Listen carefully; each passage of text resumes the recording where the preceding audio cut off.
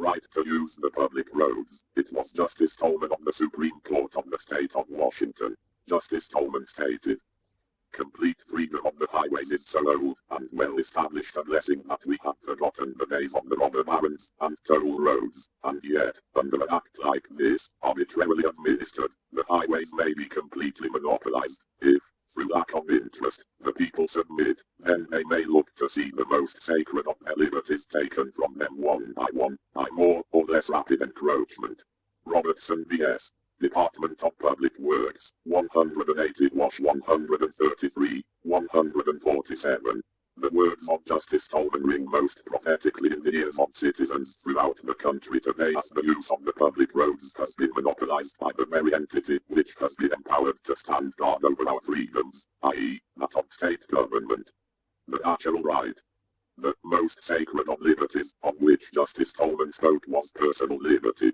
The definition of personal liberty is: personal liberty, or the right to enjoyment of life and liberty, is one of the fundamental or natural rights, which has been protected by its inclusion as a guarantee in the various constitutions, which is not derived from, or dependent on, the U.S. Constitution, which may not be submitted to a vote and may not depend on the outcome of an election. It is one of the most sacred and valuable rights, as sacred as the right to private property, and is regarded as inalienable.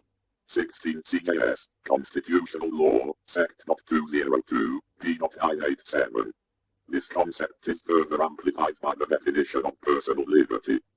Personal liberty largely consists of the right of locomotion, to go where and when one pleases, only so far restrained as the rights of others may make it necessary for the welfare of all other citizens. The right of the citizen to travel upon the public highways and to transport his property thereon, by horse-drawn carriage, wagon, or automobile, is not a mere privilege which may be permitted or prohibited at will, but the common right which he has under his right to life, liberty, and the pursuit of happiness.